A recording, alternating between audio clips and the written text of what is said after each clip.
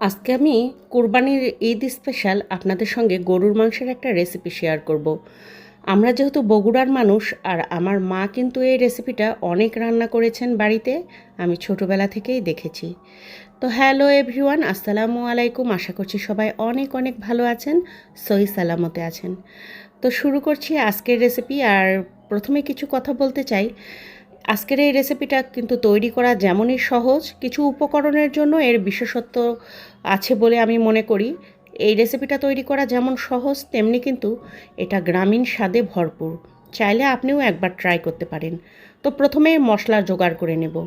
তো এখানে সাদা এলাচ নিয়েছি কয়েকটা, আর কালো সাদা গোলমরিচ, 1 চা চামচ পরিমাণ জিরা, 2 চা চামচ পরিমাণ ধনিয়া, আর তার সঙ্গে কয়েকটা দারুচিনি দিয়ে দিচ্ছি, এখানে কয়েকটা লং দিয়ে দিচ্ছি, জায়ফল ছোট ছোট 2 টুকরা, আর একটা বসটা থেতো করে দেব। বসটা কিন্তু গুঁড়া করা যাবে না। 2টা কালো গোলমরিচ আর তেজপাতা, সব কিছু দিয়ে একটা শুকনা খোলায় কিন্তু হালকা করে এগুলো টেলে নেব। আপনারা চাইলে কিন্তু কাঁচা অবস্থাতেও শিলপাটায় মিহি করে বেটে নিতে পারেন, সেক্ষেত্রে স্বাদটা একটু বেশিই হবে। আর এগুলো কিন্তু লো ফ্লেমে ভাজতে হবে। আর পুটপুট করে শব্দ যখন হবে 2-1টা, তখনই গ্যাসের চুলাটা অফ করে দিতে হবে। বেশি ভাজলে এই মশলার স্বাদ এবং গন্ধ দুটাই কিন্তু চেঞ্জ হয়ে যাবে। মশলাগুলো অফ ক্যামেরায় গুঁড়া করে নিয়েছি। এখানে 1.5 কিলো গরুর মাংস আছে, আগে থেকে কেটে ধুয়ে পানি ঝরিয়ে রাখা আছে। আর তার মধ্যে মশলা গুঁড়োগুলো দিয়ে দিলাম। দিয়েছি 1 কাপ পেঁয়াজ কুচি, দিয়েছি স্বাদ মতো লবণ, আর আদা রসুন জিরা বাটা। এই আদা রসুন জিরা বাটার সঙ্গে কিন্তু আমি অল্প অল্প গরম মশলার গুঁড়োও একটু মিশিয়ে দিয়েছি, দিয়ে ব্লেন্ড করে নিয়েছি। আর এই যে বিশেষত্ব যেটা বলছিলাম সেটা আর কি, এই যে কাঁচামরিচ বাটা, আজকের রান্নাটা হবে কাঁচামরিচ বাটা। বগুড়াতে কিন্তু এই কাঁচামরিচ বাটা দিয়ে রান্নার প্রচলন আছে। দিয়েছি এখানে হলুদ গুঁড়া আর কাঁচামরিচ বাটাটা দিয়ে দিলাম। এখানে আমি আন্দাজ করে বাটা মরিচই রেখেছিলাম, তাই সব কটাই দিয়ে দিলাম। আপনারা আপনাদের আন্দাজ অনুযায়ী দিবেন, এটা আমি নির্দিষ্ট করে বলতে পারছি না, কারণ কতক কাঁচামরিচ হয় ঝাল কম, আবার কতকটা হয় অনেক বেশি ঝাল।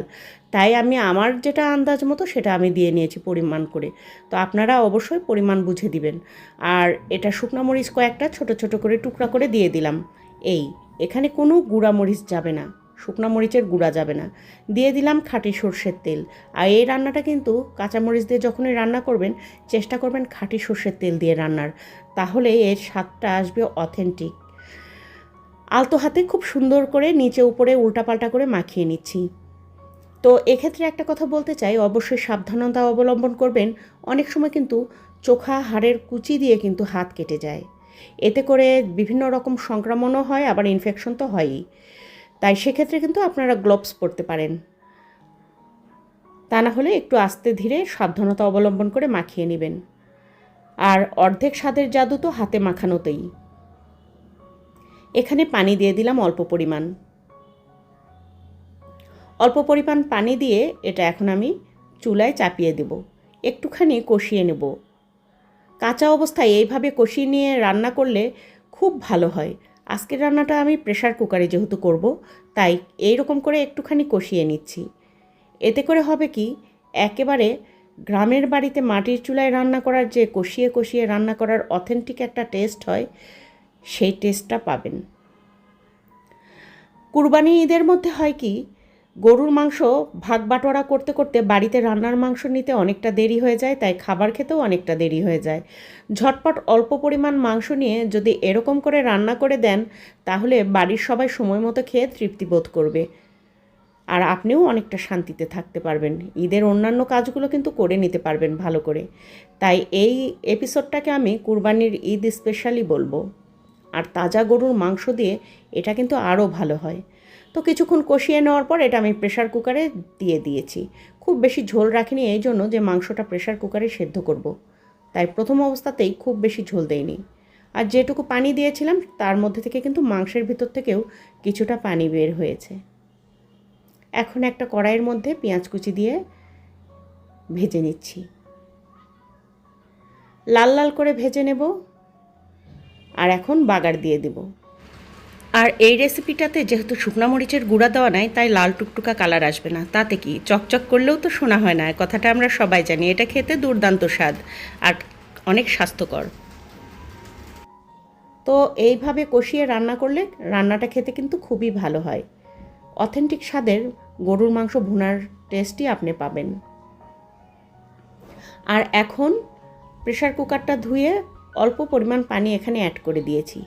আর যে কষাতে কষাতে এই ঝোলটুকু থাকবে, এটা কিন্তু জাল দিয়ে একেবারে কমিয়ে নিতে হবে। বন্ধুরা, আপনারা যারা আমার চ্যানেলটি আগে সাবস্ক্রাইব করে রেখেছেন তাদেরকে জানাচ্ছি ধন্যবাদ। আর যারা করে রাখেননি এখনও পর্যন্ত, চাইলে কিন্তু সাবস্ক্রাইব করে দিয়ে পাশে থাকা বেল আইকনটি বাজিয়ে অল অপশনটা সিলেক্ট করে নিতে পারেন। আমি ভিডিও ছাড়ার সঙ্গে সঙ্গে আপনার নোটিফিকেশন পেয়ে যাবেন। আর আজকের রেসিপি আপনাদের কেমন লাগলো সেটা কিন্তু কমেন্টে জানাতে পারেন। আর সেই সঙ্গে ছোট্ট করে একটা লাইক কিন্তু আশা করছি। আর খুব বেশি ভালো লাগলে প্রিয়জনের কাছে শেয়ার করে দিতে পারেন, যাতে এরকম করে আপনাকে তৈরি করে খাওয়াতে পারে। আর আমাদের বাড়িতে যা হয় আর কি, রান্না করতে করতেই যখন মাংসের সুঘ্রাণ ছড়িয়ে পড়ে তখন বাচ্চারা প্লেট নিয়ে হাজির হয়। চুলার উপর থেকেই কষানো মাংস তাদেরকে দিতে হবে। তো আমার ছোট ছেলে এসেছিল, তাকে অলরেডি দিয়ে দিয়েছি। আর ঝোলটা কমে গেছে দেখুন। এখন এই পর্যায়ে ভাজা জিরার গুঁড়া আমি উপর থেকে ছড়িয়ে দিচ্ছি। কি বুঝলেন? রান্না করতে করতেই কিন্তু মাংস অর্ধেকটা শেষ। তো বন্ধুরা, এই ছিল আজকের রেসিপি। জানি না আপনাদের কাছে কেমন লাগলো, তবে আমি অন্তত রিকোয়েস্ট করব একবার হলেও আমার এই রেসিপিটা ট্রাই করে রান্না করে খেয়ে দেখবেন। দুর্দান্ত টেস্ট, একদম মুখে লেগে থাকবে। ভাত, রুটি, পোলাও যা দিয়ে খান, সাদা ভাত বলুন, পান্তা ভাতেও একেবারে অসম্ভব মজার লাগবে বন্ধুরা। তো বন্ধুরা, আজকের রেসিপি কিন্তু এই পর্যন্তই। সবাই ভালো থাকবেন, সুস্থ থাকবেন, আর ভুল ত্রুটি হলে ক্ষমা করবেন। আল্লাহ হাফেজ। আসসালামু আলাইকুম।